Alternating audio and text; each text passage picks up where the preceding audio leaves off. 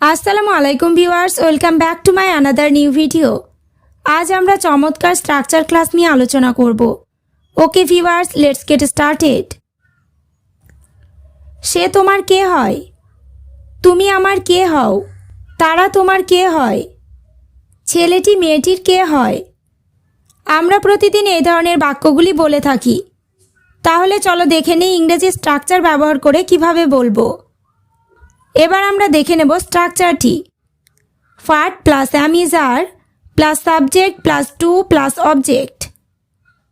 কে হয় অথবা কে হও এই অর্থে স্ট্রাকচারটি ব্যবহার করব। চলো কয়েকটি এক্সাম্পল দেখে নিই। সে তোমার কে হয়? What is she to you? এখানে শি মানে সে, ইউ মানে তোমার। She third person singular number হওয়ায় ইজ ব্যবহার করা হয়েছে। What is she to you মানে সে তোমার কে হয়।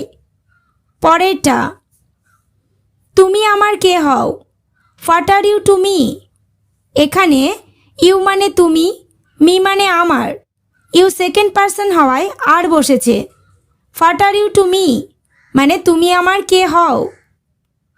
নেক্সট, তারা তোমার কে হয়? What are they to you? এখানে দে মানে তারা, ইউ মানে তোমার। What are they to you মানে তারা তোমার কে হয়। ছেলেটি মেয়েটির কে হয়? What is the boy to the girl? আশা করি তোমরা স্ট্রাকচার ক্লাসটি ভালোভাবে বুঝতে পেরেছ। তাহলে আমি তোমার কে হই ইংরেজিতে কি হবে কমেন্ট বক্সে কমেন্ট করে জানিও। ওকে ভিউয়ার্স, আজ এই পর্যন্ত। চ্যানেলটিতে নতুন হলে চ্যানেলটি সাবস্ক্রাইব করো, লাইক শেয়ার কমেন্ট করতে ভুলো না।